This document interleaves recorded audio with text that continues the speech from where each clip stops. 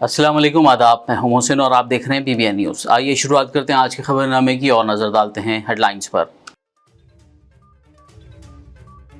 तेलंगाना में 13 नवंबर पीर को दिवाली की तातील का हुकूमत ने किया ऐलान। हफ्ता इतवार और पीर 3 दिन रहेगी स्कूल व कॉलेज और दफातर को तातील।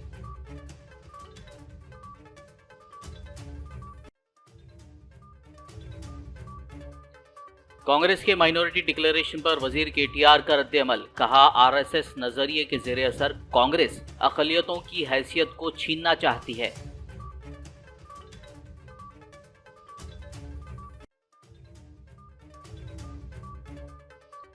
इस मर्तबा रेवंत रेड्डी, राजा सिंह और ईटेला राजेंदर को करना पड़ेगा शिकस्त का सामना। BRS वर्किंग सदर KT रामाराव का दावा।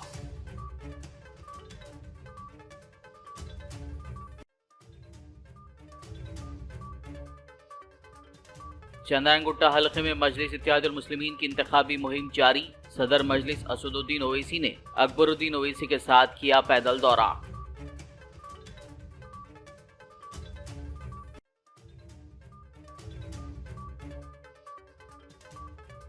TPCC सदर रेवंत रेड्डी ने कामारेड्डी हल्के से भी दाखिल किया पर्चा नामजदगी। कहा, यह सियासत के लिए नहीं बल्कि रियासत के मुस्तकबिल के लिए है।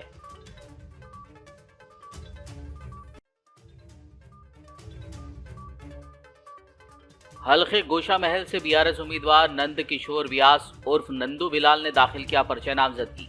बीजेपी के उम्मीदवार राजा सिंह से है मुकाबला। और अब खबरों की तफसील। तेलंगाना में दिवाली की तातील में तब्दीली करने का हुकूमत ने अहम फैसला लेते हुए इस सिलसिले में आज जुमे को एक ऐलान किया है, जिसमें बताया गया है कि पीर को दिवाली की तातील रहेगी। पहले ऐलान के मुताबिक हुकूमत ने 12 नवंबर इतवार को दिवाली की तातील का ऐलान किया था और आज ताज़ा तरीन अहकाम में तातील की तारीख को तब्दील करके 13 नवंबर पीर कर दिया गया है। इस ऐलान में कहा गया है कि सरकारी मुलाजिमीन और खानगी इदारों को तब्दील शुदा छुट्टी पर अमल दरामद करना होगा। तारीख में तब्दीली के साथ ही सरकारी और खानगी स्कूलों और कॉलेजों में सेकंड सैटरडे 11 नवंबर, इतवार 12 नवंबर और पीर 13 नवंबर को 3 दिन की तातीलात होंगी। रियासती वजीर व BRS working president KT Ramarao ने आज जुमे को तेलंगाना भवन में मुनक़िदा एक मीडिया कॉन्फ्रेंस से खिताब करते हुए कांग्रेस पार्टी पर माइनॉरिटी डिक्लेरेशन के नाम पर साजिश करने का इल्ज़ाम लगाया। उन्होंने कहा कि कांग्रेस ने BJP के नज़रिए के साथ माइनॉरिटी डिक्लेरेशन का ऐलान किया है। उन्होंने मज़ीद कहा कि अक़लियतों की बात की जाए तो कांग्रेस और BJP के ख़यालात एक जैसे ही हैं। उन्होंने कहा कि कांग्रेस कह रही है कि मुस्लिम अक़लियतों को BC तस्लीम किया जाएगा और अगर ऐसा किया गया तो अक़लियतों की ख़ुसूसी हैसियत ख़त्म हो जाएगी। उन्होंने कहा कि कांग्रेस माइनॉरिटी डिक्लेरेशन के नाम पर अक़लियतों को BC में शामिल करेगी। इस तरह BC और माइनॉरिटीज़ दोनों के साथ नाइंसाफ़ी होगी। KTR ने इसे तेलंगाना जैसी पुरअमन रियासत में खलल डालने की कोशिश करार दिया। दस्तूर ने साफ साफ कहा कि हिंदुस्तान में मुसलमान, सिख और ईसाई तीनों भी रिलीजियस माइनॉरिटीज हैं। कॉन्स्टिट्यूशन ऑफ इंडिया साफ कहती है कि मुसलमान और मुस्लिम, क्रिश्चियन और सिख तीनों भी आज रिलीजियस माइनॉरिटीज हैं। आज कांग्रेस पार्टी के डिक्लेरेशन ये कहता है, ये बोलता है कि एक कास्ट सेंसस करेंगे और सभी को इंक्लूडिंग माइनॉरिटीज को हम मिला देंगे BCs में। क्या होगा इससे? दोनों का नुकसान होगा। एक तरफ नुकसान होगा BCs का, दूसरे तरफ नुकसान हो जाएगा माइनॉरिटीज का, क्योंकि अगर BCs में आपको शामिल कर देंगे तो इससे क्या होगा? अल्टीमेटली ये होगा कि कोई अलग से माइनॉरिटी वेलफेयर डिपार्टमेंट नहीं रहता, अलग से माइनॉरिटी वेलफेयर का बजट नहीं रहता, माइनॉरिटी कमीशन नहीं रहता और साथ ही साथ माइनॉरिटीज कॉर्पोरेशन भी सारे के सारे जब्त हो जाएंगे, सारे के सारे खत्म हो जाएंगे। ये आज कांग्रेस पार्टी का मतलब सोच है। कांग्रेस पार्टी का जो सोच है आज BJP का आइडियोलॉजी से मिलता है। BJP बार बार आज कह रही है पासमानदा मुसलमान, और लगता है कि कांग्रेस ने भी वही पन्ना, वही पेज आज निकाल के एक कोशिश कर रही है ताकि बैकवर्ड क्लासेस का और मुसलमानों का खास और माइनॉरिटीज का झगड़ा हो जाए।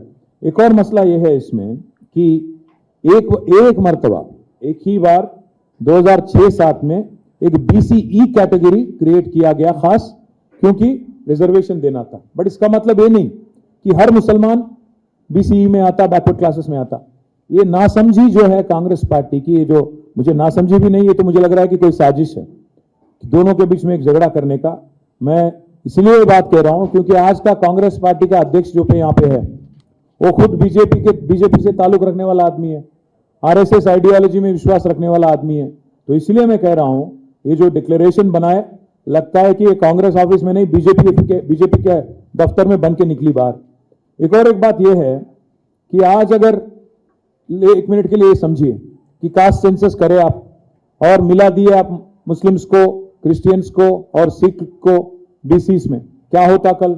सारे के सारे BC टूट पड़ेंगे और कहने लगेंगे बैकवर्ड क्लासेस लीडर्स और बैकवर्ड क्लासेस की आवाम कि आप हमारा हक छीन रहे हो, आप हमारे लिए जो गारंटीड था रिजर्वेशन, आप उसमें से जबरदस्ती ले रहे हो करके एक रिफ्ट आ जाएगा माइनॉरिटीज और BCs के बीच में। लगता है कि कांग्रेस पार्टी दोनों की तरफ सिंसियर नहीं है, ना BCs की तरफ सिंसियर है, ना माइनॉरिटीज की तरफ सिंसियर है। बीआरएस वर्किंग प्रेसिडेंट केटी रामाराव ने दावा किया है कि इस मर्तबा रेवंत रेड्डी, राजा सिंह और इटेला राजेंदर को शिकस्त का सामना करना पड़ेगा। లాస్ట్ టైం 2018 గెలిచింది ఒకే ఒక్క సీటు గోషామల్. ఈసారి గోషామల్ కూడా కొడతాం, బరాబర్ కాలికి బల్పం కట్టుకొని తిరిగి ఓడగొడతాం, రాసుకోండి। सदर मजलिस इत्तेहादुल मुस्लिमीन बैरिस्टर असदुद्दीन ओवैसी ने आज जुमे की सुबह चंद्रायन गुट्टा हलके से मजलिस पार्टी के MLA उम्मीदवार अकबरुद्दीन ओवैसी के साथ इंतखाबी मुहिम चलाई। परिवार टाउनशिप उप्पुगुड़ा डिवीजन में उन्होंने पैदल दौरा किया और चंद्रायन गुट्टा हलके के अवाम से अपील की कि वो 30 नवंबर को ज़्यादा से ज़्यादा तादाद में पोलिंग स्टेशन पहुंचकर वोटिंग परसेंटेज में इजाफा करें और मजलिस पार्टी को मजबूत बनाएं। इस पैदल दौरे के मौके पर अवाम ने जगह जगह मजलिस कायदीन ओवैसी बरादरान की कसरत से गुलपोशी करते हुए इस्तकबाल किया। इस दौरे में सदर मजलिस असदुद्दीन ओवैसी के फर्जंद सुल्तान सलाउद्दीन ओवैसी, मजलिस पार्टी सीनियर कायदीन व कारकुनान और अवाम की कसीर तादाद मौजूद थी। स्कोर दीजिए, पतंग का निशान है। भारी अक्सरियत से अकबरुद्दीन ओवैसी को कामयाब करिए चंद्रायन गुट्टा से।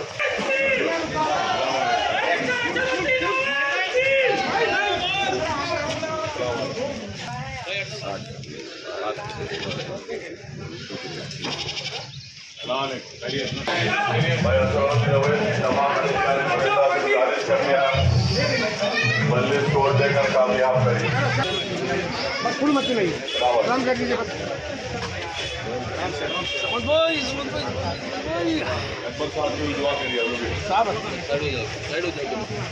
कैसे अच्छे हैं ना?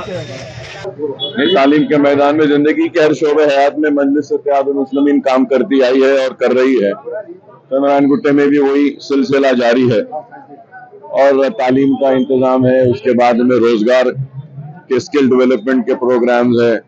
तो मुसलसल हम जदोजहद करते रहे, चाहे कोविड हो या फिर फ्लड्स हो, हर वक्त आवाम के दरमियान में रहने वाली जमात का नाम मजलिस है। अब आप डेवलपमेंट्स को देखते हैं कि सबसे ज्यादा डेवलपमेंट अगर हुआ है तो करीब 14,000 करोड़ का काम हुआ है। फ्लाईओवर अब आप ठहरे हैं, फ्लाईओवर के नीचे ये भी डेवलपमेंट है। चंद्रायन गुट्टा फ्लाईओवर का एक्सटेंशन हुआ है, फिर अंडरपास है हमारे पास और ओवैसी हॉस्पिटल का फ्लाईओवर है। रोड वाइंडिंग से सबसे ज्यादा हुई है हमारे पास और रोड्स का काम हुआ है। तो काफी काम हुआ है, ऐसा नहीं है। और फिर मैं खुद अपनी तरफ से नहीं, बल्कि आप जाकर देखिए, फलकनुमा एजुकेशनल कैंपस है, वहाँ पे 42 करोड़ से पूरा KG to PG कैंपस बन रहा है with 1 stadium in playground as well. तो काम हो रहा है। अच्छा, एक चीज है जो आपकी विपक्षी पार्टियों की तरफ से कहा जाता है कि परिवारवाद है, ओवैसी परिवार है, लोग इसलिए वोट करते हैं। कैसे देखते हैं? आपको लगता है कि परिवारवाद से उठकर, क्योंकि हम देख रहे हैं आपके बेटे भी जो है नूरुद्दीन, वो भी दिख रहे हैं इस वक्त प्रचार के वक्त इसमें। नहीं, ऐसा नहीं है। देखिए कि हर वक्त मेजॉरिटी बढ़ती जा रही है, तो हमारा काम है, हमारी कारकर्दगी है, ठीक है। इसमें कोई दो राय नहीं है कि मुझे रिकग्निशन मिला और मैं रिकग्नाइज्ड हूँ सिर्फ और सिर्फ सुल्तान सलाउद्दीन ओवैसी साहब की वजह से और मेरी पार्टी मजलिस इत्तेहादुल मुस्लिमीन की वजह से और मेरे भाई असदुद्दीन ओवैसी की वजह से। मगर हम काम कर रहे हैं और हमारा काम सबके सामने, इसलिए इतने लोग आज खड़े हैं हमारे साथ। पब्लिक रैलियों से ज्यादा जो है पदयात्रा पर आप ज्यादा यकीन लगता है। पिछले बार भी हमने देखा कि पैदल दौरे हो रहे थे, इस बार भी पैदल। नहीं, सोशल मीडिया के दौर हम दोनों चीजें करते हैं। सुबह और शाम पदयात्रा करते हैं, फिर शाम में 10 बजे से पहले पब्लिक मीटिंग्स भी करते हैं, फिर रैलीज भी करते हैं। बिल्कुल बैलेंस तरीके से हम करते हैं, दोनों चीजें करते हैं बराबर। लोगों से क्या रिएक्शंस मिल रही, सबसे अच्छी और सबसे बुरी, जो आपको लगता है कि हाँ इस पे मुझे काम करना चाहिए? नहीं, जो रिएक्शन मैं इस इलेक्शन में देख रहा हूँ कि जब पहले इलेक्शन लड़ा था तो उस वक्त लोग मुझे बोलते थे कि सालार का बेटा है, ओवैसी साहब का लड़का है, इलेक्शन में आया है। उसके बाद में अकबर ओवैसी कहने लगे कई दिन तक। अब जब मैं फिरता हूँ तो देखता हूँ कि मुझे लोग और बिलखुसूस छोटे बच्चे अकबर सर बोलते हैं। तो प्रॉब्ली ये हमारा एजुकेशन का सक्सेस स्टोरी है कि अकबर सर मासूम बच्चे बोलते हैं। अब आपके बेटे तैयार हो रहे हैं चुनाव के लिए, इस बार सोच रहे थे कि उनका नाम आएगा, कितने तैयार है वो और कैसे आप उनको प्रचार में लेकर आ रहे हैं, तो कितना उनको confidence वो आप लोग की सोच थी, आप लोग लिख रहे थे, हमारा तो कोई इरादा नहीं था। लेकर आएंगे उनको राजनीति में? वक्त बता। टीपीसीसी सदर रेवंत रेड्डी ने आज कामारेड्डी हलके के लिए अपना पर्चा नामजदगी दाखिल कर दिया। इस मौके पर उन्होंने कहा कि कामारेड्डी से उनकी पर्चा नामजदगी सियासत के लिए नहीं बल्कि रियासत के मुस्तकबिल के लिए है, रियासत के तमाम लोगों की फलाह बहबूद के लिए है, ये किसानों के लिए है, बेरोज़गारों के लिए है, 4 करोड़ लोगों की ज़िंदगियों में रोशनी के लिए है। इस मौके पर कर्नाटक के चीफ मिनिस्टर सिद्धरामैया, टीजेएस सदर प्रोफेसर कोदंडाराम और कांग्रेस लीडर शब्बीर अली के अलावा दीगर मौजूद थे। बीआरएस हुकूमत रियासत में दोबारा इख्तिदार में आएगी, चाहे कोई कुछ कहे, और तरक्की व फलाह व बहबूद के प्रोग्राम मामूल के मुताबिक जारी रहेंगे। इन ख्यालात का इजहार तेलंगाना के वजीर व सनत नगर हल्के से बीआरएस पार्टी उम्मीदवार तलसानी श्रीनिवास यादव ने आज जुमे को अपनी रिहाइशगाह वेस्ट मारटपल्ली में हल्के के ईसाई और मुस्लिम अक़लियतों के नुमाइंदों से मुलाकात में किया। उन्होंने कहा कि चीफ मिनिस्टर केसीआर की क़यादत में तेलंगाना रियासत की तश्कील के बाद कई तरक्याती व फलाही प्रोग्राम शुरू किए गए, जिसकी मुल्क की दीगर रियासतों में नज़ीर नहीं मिलती। उन्होंने कहा कि डबल बेडरूम मकानात, दलित बंधु और बीसी बंधु स्कीमों के तहत बहुत से मुस्तहक़ लोगों को फ़ायदा पहुँचा है और बाकी भी आइंदा हुकूमत बनने के बाद मुस्तफ़ीद होंगे। उन्होंने उम्मीद ज़ाहिर की कि हल्के के अवाम उन्हें आशीर्वाद देकर तीसरी बार भी भारी अक्सरियत से कामयाब करेंगे।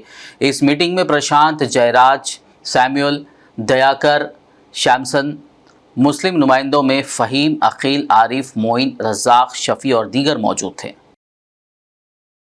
मजलिस इत्तेहादुल मुस्लिमीन पार्टी ने नॉमिनेशन दाखिल करने के आखिरी दिन राजेनगर हल्के से ऐलान करदा नाम रवि यादव की जगह स्वामी यादव को आज अपना उम्मीदवार करार दिया, जिसके बाद राजेनगर हल्के से मजलिस इत्तेहादुल मुस्लिमीन के एमएलए उम्मीदवार के तौर पर स्वामी यादव ने अपना पर्चा नामजदगी दाखिल कर दिया। इस मौके पर एमएलसी मिर्ज़ा रहमत बेग, मजलिस पार्टी कॉरपोरेटर्स और अवाम मौजूद थे।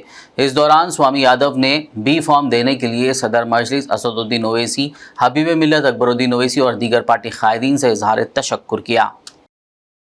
जुबली हिल्स असेंबली हल्के से मजलिस इत्तेहादुल मुस्लिमीन के एमएलए उम्मीदवार मोहम्मद राशिद फराजुद्दीन ने अपना पर्चा नामजदगी दाखिल कर दिया। इस ज़िमन में शानदार रैली का इनेकाद किया गया, जिसमें जुबली हिल्स हल्के के मजलिसी सीनियर कायदीन व सरगर्म कारकुनान और मुहिब्बान मजलिस ने शिरकत की। हल्के असेंबली गोशा महल से बीआरएस पार्टी के एमएलए उम्मीदवार नंद किशोर व्यास उर्फ नंदू बिलाल ने आज अपना पर्चा नामजदगी दाखिल कर दिया। जुमे के रोज़ बीआरएस उम्मीदवार नंदू बिलाल ने अपने हामियों के हमरा बेगम बाजार से रैली की शक्ल में एबिट्स में वाक़ जीएचएमसी दफ्तर पहुंचे और वहां उन्होंने रिटर्निंग ऑफिसर को अपना पर्चा नामजदगी हवाले किया। वाज़ेह हो कि हल्के असेंबली गोशा महल के बीआरएस उम्मीदवार नंदू बिलाल का मुकाबला बीजेपी के उम्मीदवार राजा सिंह से है। गोशा महल हल्के से मैंने अपना उम्मीदवारी का पर्चा भरा। बीआरएस पार्टी के उम्मीदवार के तौर पर मैं जनता से विनती करता हूं, आप एक बार मुझे मौका दे। पिछले 26 साल से मैं जनता की खिदमत में लगा हुआ हूं, एक बार मुझे मौका दे। गोशा महल में अमन चैन लाएंगे, करप्शन को खत्म करेंगे, एक मॉडल असेंबली बनाने का जो मेरा सपना बरसों से उसे हम पूरा करेंगे। हिंदू मुस्लिम भाईचारे को, गंगा जमुना तहजीब को बरकरार रखेंगे एवं जो भी टर्मिनल ताकतें उसको कुचल कर रख देंगे और इस गोशा महल विधानसभा क्षेत्र को एक गोल्डन गोशा महल बनाएंगे। जनता से आशीर्वाद की उम्मीद करता हूँ। धन्यवाद। जय तेलंगाना, जय केसीआर, जय केटीआर। हल्के असेंबली याकुतपुरा से मजलिस पार्टी के उम्मीदवार जाफर हुसैन मेराज ने आज मुख्तलिफ इलाकों में इंतखाबी मुहिम के तहत पैदल दौरा किया और घर घर जाकर आवाम से मुलाकात की और वोट की अपील की। इस मौके पर हल्के याकुतपुरा के Majlis party incharge, youth icon Yasir Arafat, corporators, साबिक कॉरपोरेटर्स, एरिया सुदूर, जनरल सेक्रेटरीज और सरगर्म कारकुनान मौजूद थे। निजामाबाद अर्बन बीआरएस पार्टी के उम्मीदवार एमएलए गणेश गुप्ता की नॉमिनेशन रैली में एमएलसी कविता ने खुद कार चलाते हुए शिरकत की। कविता ने गणेश गुप्ता की रिहायशगाह से रिटर्निंग ऑफिसर के दफ्तर तक गुलाबी एम्बेसडर चलाकर कारकुनों की हौसला अफजाई की। आपको बता दें कि एमएलसी कविता ने कल आमिर शकील की रैली के मौके पर स्कूटी पर बैठकर सफ़र किया था और आज कार चलाते हुए गणेश गुप्ता के लिए इंतखाबी तशहीर में हिस्सा लिया। इन दोनों वाक़े के वीडियो सोशल मीडिया पर वायरल हो रहे हैं। నిజామాబాద్ అర్బన్ నియోజకవర్గం నుండి గౌరవనీయులు స్థానిక శాసనసభ్యులు అన్న గణేష్ గుప్తా గారు మరొకసారి బీఆర్ఎస్ పార్టీ అభ్యర్థిగా రెండవ సెట్ నామినేషన్ దాఖలు చేయడం జరిగింది. మరి గణేష్ అన్న చేసినటువంటి అభివృద్ధితోని ఖచ్చితంగా బీఆర్ఎస్ పార్టీ చేసినటువంటి పథకాలతోని ప్రజల మనసులు గెలుచుకున్నామని చెప్పి మేము భావిస్తూ ఉన్నాం. వినమ్రంగా నిజామాబాద్ ప్రజలు కూడా కోరుకుంటా ఉన్నాం. చేసినటువంటి పనులను గుర్తించి, అభ్యర్థి యొక్క సహృదయతను గుర్తించి, బీఆర్ఎస్ పార్టీ యొక్క మానవతా దృక్పథాన్ని గుర్తించి ఖచ్చితంగా మళ్ళా ఒకసారి బీఆర్ఎస్ పార్టీ అధికారంలోకి రావడానికి సహకరించవలసిందిగా కోరుతా ఉన్నాను. ఈసారి బీఆర్ఎస్ పార్టీ అధికారంలోకి వస్తే మూడవసారి చరిత్రలో సౌత్ ఇండియన్ హిస్టరీలో ఏ ముఖ్యమంత్రి కూడా 3 సార్లు అయినటువంటి దాఖలా లేదు వరుసగా. సో కేసీఆర్ గారికి ఈ రికార్డు దక్కుతుంది. కేసీఆర్ గారు తెలంగాణ మరి ఎన్నో రికార్డులు బద్దలు కొట్టినాం, తప్పకుండా ఈ రికార్డు కూడా బద్దలు కొడతామనే విశ్వాసం నాకుంది. అట్లానే మా గణేష్ అన్న కూడా వరుసగా 3వసారి గెలిస్తే నిజామాబాద్ చరిత్రలో కూడా ఎవరు 3 టర్ములు వరుసగా గెలిచినటువంటి వ్యక్తులు లేరు. గణేష్ అన్న కూడా ఒక చరిత్రను సృష్టిస్తారు. నిజామాబాద్ పేరు కూడా మారుమోగుతుందనే విషయాన్ని నిజామాబాద్ ప్రజలకు నేను ఈ సందర్భంగా గుర్తు చేస్తూ ఉన్నాను. మీ ఆదరణతోని, మీ ప్రేమతోని, మీ అందరి సహృదయంతోనే పనులు చేస్తూ వచ్చినాం. ఏ పని మొదలుపెట్టినా, గల్లీలో ఏ చిన్న వర్క్ చేసినా మరి ఆ గల్లీలో ఉన్న వాళ్ళందరినీ కూర్చోబెట్టుకొని మీ యొక్క సహకారంతోనే చేసినాం తప్పితే ఎక్కడా కూడా మిమ్మల్ని ఇబ్బంది పెట్టేటటువంటి ప్రయత్నం చేయలేదు. నగరం ఆనాడు ఎట్లా ఉండే, ఈనాడు ఎట్లా అయింది అనేటటువంటిది కూడా నిజామాబాద్ నగర ప్రజలు ఒక్కసారి ఆలోచించవలసిందిగా కోరుతా ఉన్నాను. అదేవిధంగా ఇది జిల్లా హెడ్ క్వార్టర్ కాబట్టి అనేక మంది ఉద్యోగులు, అనేక మంది టీచర్లు, అనేక మంది ఇక్కడ పనిచేస్తూ వ్యాపార నిమిత్తం సెటిల్ అయినటువంటి వాళ్ళందరూ కూడా ఉంటారు. మీరు కూడా చూస్తూ ఉన్నారు. ఇదివరకు ఇప్పటికీ నిజామాబాద్లో వచ్చినటువంటి మార్పు, ఇక్కడ మనం పెంచినటువంటి వాతావరణం, ఇక్కడ మనం ఎట్లయితే శాంతి భద్రతలను కాపాడుకున్నామో, రౌడీయిజాన్ని, గుండాయిజాన్ని నిజామాబాద్ పట్టణం నుంచి తరిమేసి ఒక మంచి వాతావరణాన్ని క్రియేట్ చేసినామో, ఇవాళ ప్రతి ఒక్క ఇంటర్నేషనల్ బ్రాండ్ నిజామాబాద్కు వచ్చి వారి యొక్క దుకాణాలు పెట్టుకుంటున్నారంటే మరి ఇక్కడ బీఆర్ఎస్ పార్టీ ఎంత స్వచ్ఛంగా, ఎంత నీతితోని పాలన చేస్తుందో మీరు అర్థం చేసుకోవాలి.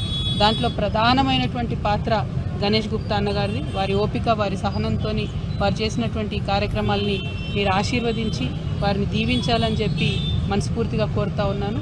మరి ఇంకొక పక్క చూసినట్టయితే కాంగ్రెస్ పార్టీ ఎన్నడూ కూడా నిజామాబాద్కి ఏం చేయలేదు. 54 ఏళ్ళు నిజామాబాద్ ఎమ్మెల్యేగా కాంగ్రెస్ పార్టీకి మనం అవకాశం ఇచ్చినాం. వారి హయాంలో జరగనటువంటి అభివృద్ధి ఇవాళ గణేష్ అన్న గారు చేసి చూపించినారు. భారతీయ జనతా పార్టీకి 6 సార్లు అవకాశం ఇచ్చి చూసినాము. వారి హయాంలో జరగనటువంటి అభివృద్ధి ఇవాళ గణేష్ అన్న చేసి చూపించినారు. కాబట్టి గణేష్ అన్న గారిని మనస్ఫూర్తిగా ఆశీర్వదించవలసిందిగా నిజామాబాద్ ప్రజలు కోరుతా ఉన్నారు. Thank you. खबरनामे में फिलहाल लेंगे एक ब्रेक, मुलाकात होगी इस छोटे से ब्रेक के बाद।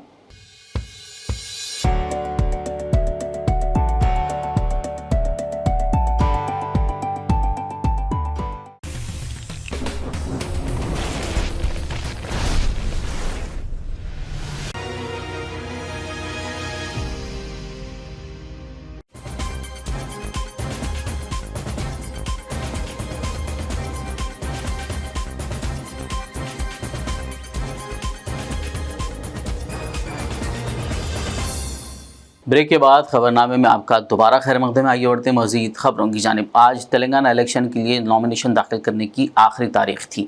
नॉमिनेशन दाखिल करने के आखिरी दिन बीजेपी की जानिब से उम्मीदवारों के नामों की आखिरी फहरिस्त भी जारी करने के साथ ही बीजेपी कायदीन में नाराज़गी और शदीद बरहमी देखी गई। इस फहरिस्त के जारी होने पर वेमुलावाड़ा की बीजेपी उम्मीदवार तुला उमा को मायूसी का सामना करना पड़ा, क्योंकि आखिरी लम्हात में उनको दी गई सीट को आज विकास राव को दे दिया गया। इस ऐलान पर उनको शदीद सदमा पहुंचा और वो रो पड़ी, उनके आंसू निकल आए। पार्टी के इस अचानक लिए गए फैसले पर तुला उमा ने कहा कि उन्होंने तहरीक में काम किया और जमहूरी इंतजामिया के लिए जिद्दोजहद की, इसीलिए उन्हें टिकट नहीं मिला। उन्होंने तनकीद की कि बीजेपी में बीसी और ख़वातीन को तरजीह नहीं दी जाती है, पैसे के थैले रखने वालों और बड़ों को टिकट दिए जाते हैं। उन्होंने याद करते हुए कहा कि पहले उनके नाम का ऐलान किया गया और किशन रेड्डी ने भी उन्हें फ़ोन करते हुए इस बात की तस्दीक की थी, ताहम नाम की तब्दीली के बारे में उन्हें आगाह नहीं किया गया। उन्होंने कहा कि बीजेपी के बीसी और ख़वातीन के नारे सब खोखले हैं। ఉద్యమంలో పనిచేసి ఒక విలువల కట్టుబడి ఒక ప్రజాస్వామ్యబద్ధమైనటువంటి పరిపాలన కోసం కొట్లాడి ఖచ్చితంగా దొరల కోసం మాత్రం కొట్లాడిన, బానిసత్వానికి కొట్లాడిన, దొరల గడిల పాలనకు వ్యతిరేకంగా కొట్లాడిన, అప్పుడు కొట్లాడిన, ఇప్పుడు కొట్లాడిన, భవిష్యత్తులో కొట్లాడతా. అంటే ఎందుకు మీకు టికెట్ నిరాకరించాలనుకుంటున్నారు? కారణాలు ఏవై ఉంటాయి అనుకుంటారు? संगारेड्डी में भी बीजेपी उम्मीदवार के नाम की तब्दीली से देश पांडे राजेश्वर राव शदीद बरहम हो गए। दरअसल बीजेपी ने आज जारी अपनी आखिरी फहरिस्त में उनके नाम की जगह पी मामिड़ी राजू को अपना उम्मीदवार करार देते हुए बी फॉर्म दे दिया, जिस पर राजेश्वर राव ने रोते हुए किशन रेड्डी को फ़ोन किया और उन्हें खबरदार किया कि अगर उन्हें बी फॉर्म नहीं देते हैं तो वो खुदकशी कर लेंगे। పెట్రోల్ వస్తలే చచ్చిపోతా, నువ్వు ఏం చేస్తావు? నేను నీ పేరు మీద చచ్చిపోతా, నువ్వు రాష్ట్ర అధ్యక్షుడు కదా, నీ పేరు మీద చచ్చిపోతా, నీ పేరు మీద చచ్చిపోతా. నువ్వు నన్ను మోసం చేసావు, నన్ను ఎందుకు పిలిచారు? నన్ను ఆఫీస్కి వచ్చి నామినేషన్ వేసుకోవాలి, బీఫామ్ పంపిస్తున్నాను, ఇంకోనికి ఎట్లా ఇస్తావు? నేను ఏమన్నా హ్యాపీ చేసా? నేను పార్టీకి ఏమన్నా హ్యాపీ చేశానా? నేను పార్టీకి ఏమన్నా హ్యాపీ చేశానా? నన్ను ఇంత ఇబ్బంది పెడతావు, నా ఇజ్జత్ ఇస్తున్నావు. నేను రాలేదు, ఇవ్వకపోతే చచ్చిపోతా, నేను ఇవ్వకపోతే చచ్చిపోతా. ఇప్పుడు నన్ను ఇజ్జత్ ఇస్తావు, నన్ను నువ్వు మంచిగా నాకు ఇజ్జత్ ఏమన్నా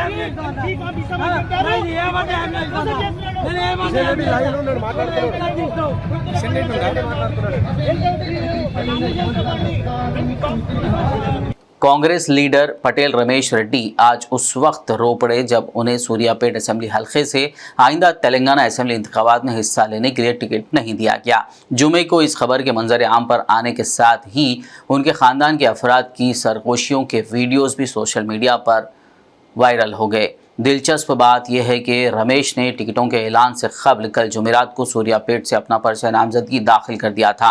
इस दौरान रमेश रेड्डी ने पार्टी की तरफ से लिए गए फैसले की मजम्मत की और कहा कि उन्हें रेवंत रेड्डी ने टिकट देने का वादा किया था।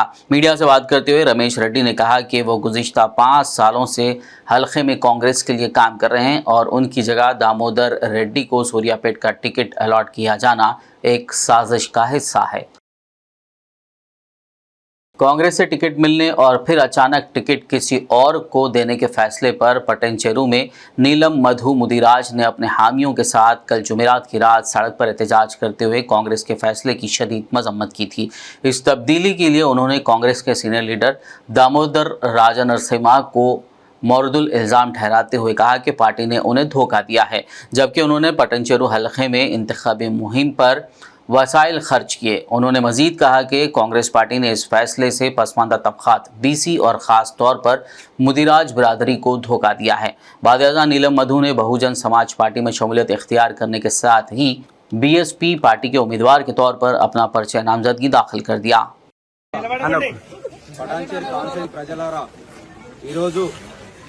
నీలం మధు ముదిరాజ్కు ఎంత అన్యాయం జరిగిందనేది మీరు చూస్తున్నారు। ఆ రోజు బీఆర్ఎస్ పార్టీ అన్యాయం చేసింది, ఈ రోజు కాంగ్రెస్ పార్టీ కూడా నమ్మించి గొంతు కోసింది। పేరు డిక్లేర్ చేసినాక కాంగ్రెస్ పార్టీ అభ్యర్థిగా డిక్లేర్ చేసి నన్ను ప్రచార రథాలు నన్ను పని చేసుకోమని చెప్పి అన్ని కార్యక్రమాలు చేసుకోమని చెప్పి ప్రజలకు వెళ్ళిపోవని చెప్పి నాకు అన్ని చేసి ఈ రోజు నా పేరు కాకుండా దామోదర్ రాజనరసింహ అనే ఆయన ఆందోళన నుంచి వచ్చి ఆయన కాటా శ్రీనివాస్ గౌడ్ కు మళ్లీ టికెట్ ఇప్పించి డిక్లేర్ చేయించి ఇంతకు ముందు టీవీలో పోలింగ్ చూసినా ఖచ్చితంగా చెప్తున్నా ఈ రోజు ఏదైతే ఆత్మగౌరవం గురించి మధు పోరాటం చేసినో మీరు తెలంగాణ రాష్ట్ర వ్యాప్తంగా పటాన్చెరు కాన్స్టిట్యూన్సీ ప్రజలారా మళ్ళీ కూడా అదే ఆత్మగౌరవం నిన్నను నమ్ముకున్నా నేను ఆ రోజు ఈ రోజు కూడా మీ అందరిని నమ్ముకొని పోతున్నా, ప్రజలను నమ్ముకొని పోతున్నా। మీ ఇంటి ముంగటికి వచ్చిన మీ బిడ్డను మీరే కాపాడుకోండి। నేను ఖచ్చితంగా రేపు పోటీ చేస్తున్నా, నీలం మధు ముదిరాజు రేపు నామినేషన్ వేస్తుండు ఖచ్చితంగా।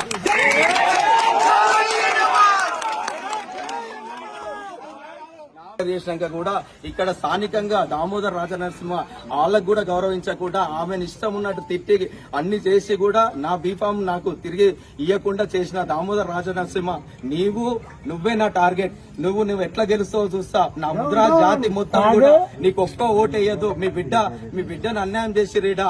దామోదర్ రాజనరసింహ అన్యాయం చేసిండు. ఆడ ఆయనకు ఒక్క ఓటు వేయొద్దు అని ముద్రా సోదరులకు పాదాభివందనాలు తెలియస్తున్న ఆందోళన కాన్స్టిట్యూన్సీ లో ఉన్న ముద్రా సోదరులారా ఒక్కరు కూడా దామోదర్ కు ఓటు వేయొద్దని మనస్ఫూర్తిగా కోరుకుంటున్నాం. మీ బిడ్డను మీరే కాపాడాలి.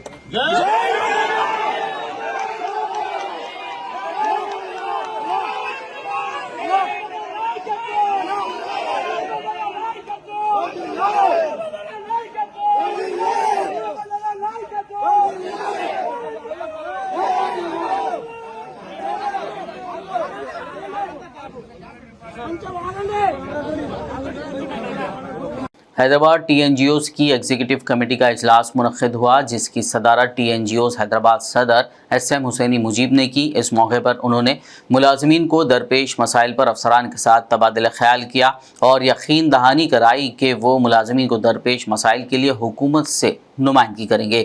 इस इजलास में शरीक मेंबरान ने TNGO सदर पर दबाव डाला कि वो मुलाजमीन के मसाइल को हल कराते हुए उनकी मदद करें। Telangana NGO union Hyderabad district के आज EC मीटिंग हुई। करीब 60 डिपार्टमेंट के प्रेसिडेंट सेक्रेटरीज और हैदराबाद डिस्ट्रिक्ट के एग्जीक्यूटिव भी इसमें हिस्सा लिए। आज कई मसाइल पे बात हुई। बिलखुसूसी कल इलेक्शन कमिश्नर साहब से हम लोग मिले थे, चीफ इलेक्शन कमिश्नर से, जो तेलंगाना के रियासत से 3 DA हमारे आने का है, उसके ऊपर भी बात हुई। इलेक्शन कमिश्नर साहब भी बहुत पॉजिटिव रिप्लाई दिए। तो आपके ज़रिए से इलेक्शन कमिश्नर साहब से भी हमारी रिक्वेस्ट है कि सरकारी मुलाजिमीन का जो DA पेंडिंग है वो DA इमीडिएट रिलीज़ करिए। और थोड़े जगह पर लेडी ऑफिसर्स को, बिलखुसूसी उर्दू डिपार्टमेंट के लेडी ऑफिसर्स को व्हीकल चेकिंग के ड्यूटी पे डाल रहे हैं, तो उसकी भी बात की गई है। तो आपके ज़रिए से इलेक्शन कमिश्नर साहब से हमारी रिक्वेस्ट है, चीफ सेक्रेटरी साहिबा से भी हमारी रिक्वेस्ट है कि लेडी ऑफिसर्स को नाइट ड्यूटी मत डालिए, उनको डे में डालिए। अगर कोई उनके जगह पे दूसरा कुछ अल्टरनेट हो सका तो बेहतर है, वो भी करिए। और मंगल के दिन या चारशुबे के दिन चीफ इलेक्शन कमिश्नर साहब से मिलकर Telangana NGO union Hyderabad district की जानिब से उनको रिप्रेजेंटेशन भी दिया जाएगा। और दिसंबर में होने वाले Telangana NGO union Hyderabad district के 9th स्पोर्ट्स मीटिंग 9 साल मुकम्मल हो रहे हैं, तो स्पोर्ट्स मीटिंग की भी बात की गई। और कई डिपार्टमेंट्स इसमें हिस्सा लेने वाले हैं, जैसा क्रिकेट है, कबड्डी है, वॉलीबॉल है, ये तमाम स्पोर्ट्स का भी हम लोग फिर से एक बार वो स्पोर्ट्स रखेंगे। इसके अलावा भी कोऑपरेटिव क्रेडिट सोसाइटी लगाने की भी बात की गई है। और तेलंगाना NGOs के जो कायदीन हैं, उनके जो मसाइल पर बिल पास नहीं हो रहे और दीगर चीज़ें हैं, ये तमाम चीज़ों के ऊपर भी बात की गई। इलेक्शन के रिज़ल्ट के बाद में चीफ सेक्रेटरी साहिबा से और जो भी ऑफिसर्स हैं उनसे मिलकर तमाम मसाइल हल करने की भी बात की गई। और तेलंगाना NGOs जो हमारी मरकज़ी यूनियन है, उसमें हमारे प्रेसिडेंट साहब वॉलंटरी रिटायरमेंट लेकर सियासी जमात में चले गए, तो वो पोस्ट भी खाली है। तो हैदराबाद डिस्ट्रिक्ट के तमाम प्रेसिडेंट सेक्रेटरीज़ की ये ख्वाहिश है कि हैदराबाद डिस्ट्रिक्ट के सदर यानी मैं मुजीब, तो मेरे को वहाँ पर प्रेसिडेंट या जनरल सेक्रेटरी कंटेस्ट करने का भी आज रिजोल्यूशन पास हो गया। बहरहाल आपका फिर से एक बार मैं शुक्रिया अदा करते हुए तेलंगाना एनजीओ हैदराबाद डिस्ट्रिक्ट के सदर के हैसियत से तमाम सरकारी मुलाजिमीन के तकलीफ़ों का मेरे को मालूम है और इंशाल्लाह जल्द से जल्द पूरे मसाइल हल करने की कोशिश करूँगा। Thank you very much. जय तेलंगाना। BRS पार्टी के बांसवाड़ा से उम्मीदवार पोचाराम श्रीनिवास रेड्डी ने बोरलम गांव में इंतखाबी मुहिम चलाई। इस मौके पर गांव वालों ने पोचाराम श्रीनिवास रेड्डी का शानदार इस्तकबाल किया। पोचाराम श्रीनिवास रेड्डी ने गांव वालों की जानिब से उनका खैर मकदम करने पर शुक्रिया अदा करते हुए कहा कि तेलंगाना आने के बाद BRS ने पीने के पानी की किल्लत को दूर करने में कामयाबी हासिल की। तमाम तरक्याती प्रोग्रामों को अंजाम देने के अलावा किसानों की भलाई के लिए रैतु बंधु और दलित बंधु स्कीम का आगाज़ किया। उन्होंने आवाम से अपील की कि वो उन्हें भारी अक्सरियत से तरक्याती कामों को जारी रखने के लिए कामयाब बनाएं। అయినా మీ యొక్క అభిమానం చూస్తుంటే బోలెం గ్రామంలో ఆకలి మర్చిపోయినాం. అంత చక్కటి అభిమానాన్ని కనపరిచినటువంటి గ్రామస్తులందరికీ హృదయపూర్వకంగా నా యొక్క ధన్యవాదాలు. రెండో అంశం త్రాగునీరు, మూడో అంశం కరెంటు, నాలుగో అంశం వైద్యం, ఐదో అంశం విద్య, తర్వాత అంశం రోడ్లు. ఆ విధంగా అన్ని సంఘాలకు community halls, function halls, CC రోడ్లు, ఇవన్నీ మన నియోజకవర్గంలో ఇంకా ఎక్కడెక్కడ ఎన్ని అడిగిందో అన్ని పూర్తి చేసుకున్నాం. మంచి వినాలి. ఇప్పుడు పెన్షన్ రానటువంటి ఆడబిడ్డలు ఉన్నారు, పెన్షన్ రానటువంటి ఆడబిడ్డలు ఉన్నారు. 18 సంవత్సరాలు నిండినటువంటి ప్రతి ఆడబిడ్డకు, 18 సంవత్సరాలు నిండినటువంటి ప్రతి ఆడబిడ్డకు ఎలక్షన్ అయినాక వెంటనే నెలకు 3,000 రూపాయలు పెన్షన్ ఇస్తామని చెప్పేసి మనం చెప్తా ఉన్నాం. తెల్ల రేషన్ కార్డు ఉన్నటువంటి వారందరికీ 3,000 రూపాయలు పెన్షన్ ఇస్తాం. కూలి చనిపోతే వచ్చే బీమా పేరు కేసీఆర్ బీమా. గ్యాస్ సిలిండర్ 400 రూపాయలకి ఇప్పిస్తాం. గ్యాస్ సిలిండర్ కూడా అన్నపూర్ణ పథకం కింద సన్నబియ్యం ఇప్పిస్తాం. आदिलाबाद के इंदिरावली में गैर कबालियों के मुख्तलिफ मसाइल के हल और मुस्तकबिल की मनसूबाबंदी के सिलसिले में एक इजलास मुनक़्क़िद हुआ, जिसमें मेहमान खुसूसी की हैसियत से भारत रत्न बाबा साहब अम्बेडकर के पोते प्रकाश अम्बेडकर ने शिरकत की। इस मौके पर मोहम्मद यूनुस अकबानी और शेखर ने प्रकाश अम्बेडकर का गुलपोशी करते हुए खैर मकदम किया। इस इजलास से खिताब करते हुए RPI पार्टी के प्रकाश अम्बेडकर ने एजेंसी इलाकों में रहने वाले गैर कबालियों के मुख्तलिफ मसाइल का तस्करा किया और हुकूमतों को उनके हल के लिए जंगी पैमाने पर इक़दाम करने का मुतालबा किया। इस मौके पर मोहम्मद यूनुस अकबानी ने भी क़बायली ज़बान में गैर क़बायलियों के मसाइल पर बात की और क़बल-ए-ज़ीं हुकूमत से की गई नुमाइंदगियों का तस्करा किया और आइंदा भी गैर क़बायलियों के मसाइल को हल करने के लिए जद्दोजहद करने का यकीन दिलाया। साबिक़ रियासती वज़ीर आनजहानी रामचंद्र रेड्डी के भांजे संजीव रेड्डी ने आज हल्क़े असम्बली आदिलाबाद से आज़ाद उम्मीदवार के तौर पर अपना पर्चा नामज़दगी दाखिल कर दिया। क़बल-ए-ज़ीं आनजहानी कांग्रेस क़ायद रामचंद्र रेड्डी के मकान से साबिक़ कांग्रेस क़ायदीन व कारकुनान की एक ज़बरदस्त रैली निकाली गई। इस मौके पर साबिक़ ज़िला सदर कांग्रेस साजिद खान ने आवाम से अपील की कि वो संजीव रेड्डी को वोट देकर भारी अक्सरियत से कामयाब बनाएं। वाज़ेह हो कि हल्क़े असम्बली आदिलाबाद से कांग्रेस उम्मीदवार का टिकट कंदी श्रीनिवासा रेड्डी को देने के बायस कांग्रेस के सीनियर कायदीन ने ये कहते हुए कि कांग्रेस ने RSS नज़रिए के हामिल शख्स को पार्टी का टिकट दिया है, इज्तिमाई तौर पर कांग्रेस पार्टी से इस्तीफ़ा दे दिया था। कोड़ंगल में जुमे के रोज़ परचम गौसिया जुलूस का जामा मस्जिद कोड़ंगल से आगाज़ हुआ। इस मौके पर मौलाना हाफिज़ मोहम्मद अब्दुल रशीद, मौलाना हाफिज़ मोहम्मद अब्दुल करीम अशरफ़ी, सैयद मोहम्मद मदनी मियाँ अशरफ़ी अल-जिलानी, मौलाना हाफिज़ व ख़ारी शेख आदिल, HM गौसुन वजूदी, सैयद मुजीब और दीगर मौजूद थे। शायर मशरिक़ अल्लामा इक़बाल के यौम पैदाइश 9 नवंबर के ज़िमन में Adilabad government degree college science शोबे उर्दू की जानिब से आलमी यौम उर्दू मनाया गया, जिसकी सदारत कॉलेज प्रिंसिपल A श्रीनिवास ने की। इस मौके पर उर्दू गेस्ट लेक्चरर समिया सुल्ताना और तलबा व तालिबात ने खिताब किया। क़बल-ए-ज़ीं तलबा व तालिबात के लिए तहरीरी व दीगर मुकाबले मुनक़्क़िद किए गए। ज़िला निर्मल के शहर भैंसा में वाक़ अक़लियती अक़ामती स्कूलों कॉलेज में यौम उर्दू का इनेक़ाद अमल में आया। इस मौके पर उर्दू मौल्लिमीन शेख इरफान मोहम्मद एजाज़ और आदिल अहमद ने तलबा को उर्दू की अहमियत से वाकिफ़ करवाया और उर्दू को इस्तेमाल करने तलक़ीन की।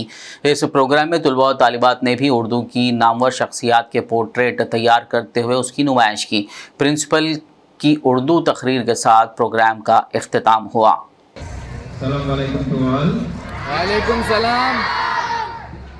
यौमे उर्दू दिवस मुबारक हो।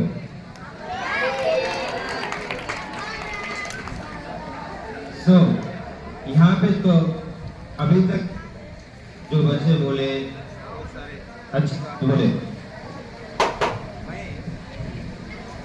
ये दया से मेरे प्यारे स्टूडेंट्स को एक ही बात बोलना चाहता हूँ, जो वर्ड जबान से निकले वो आपने जिंदगी में भी फॉलो करो। फॉलो करते नहीं करते? जो आगे हाथ उठा बेटा, बहुत सारे अच्छे बच्चे हमारे, वेरी गुड। तो ये मौके पे हर लैंग्वेज को इंटर रिलेशन रहता बेटा। शायर मशरक़ डॉक्टर अल्लामा इकबाल की यौम पैदाइश के मौके पर खिदमत फाउंडेशन बीदर की जानिब से आलमी यौम उर्दू की तकरीब का इनेकाद अमल में आया।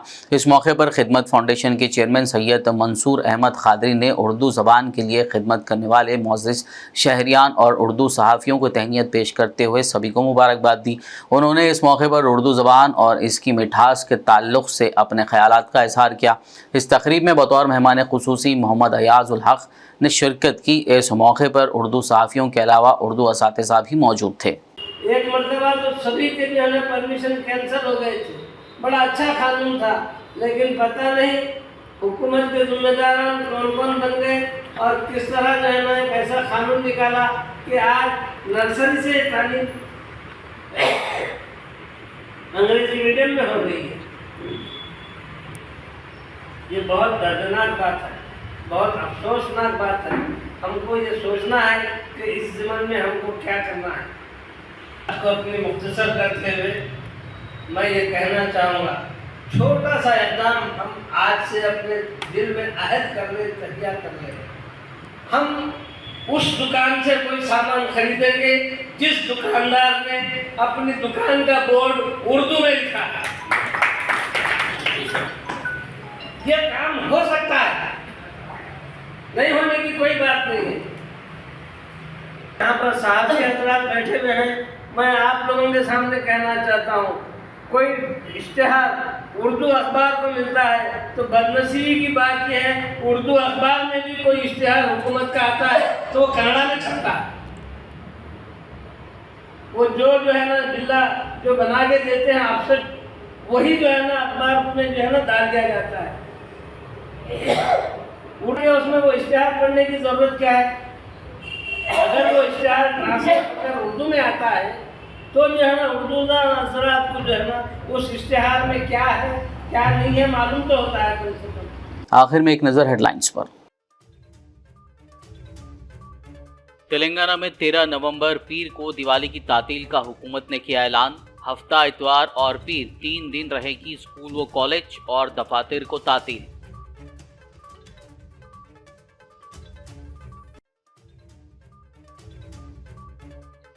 कांग्रेस के माइनॉरिटी डिक्लेरेशन पर वजीर केटीआर का रद्द-ए-अमल। कहा, आरएसएस नजरिए के ज़ेरे असर कांग्रेस अक़लियतों की हैसियत को छीनना चाहती है।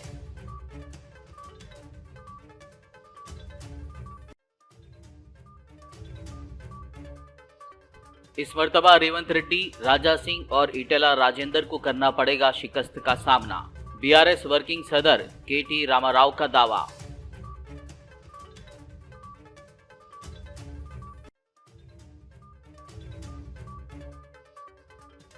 चंद्रायनगुट्टा हल्के में मजलिस इत्तेहादुल मुस्लिमीन की इंतखाबी मुहिम जारी। सदर मजलिस असदुद्दीन ओवैसी ने अकबरुद्दीन ओवैसी के साथ किया पैदल दौरा।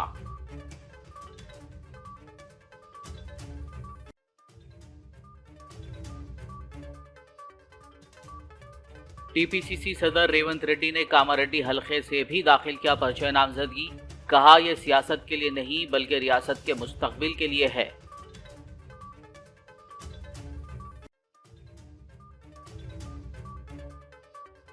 हल्के गोशा महल से बीआरएस उम्मीदवार नंद किशोर व्यास उर्फ नंदू बिलाल ने दाखिल किया पर्चा नामजदगी। बीजेपी के उम्मीदवार राजा सिंह से है मुकाबला।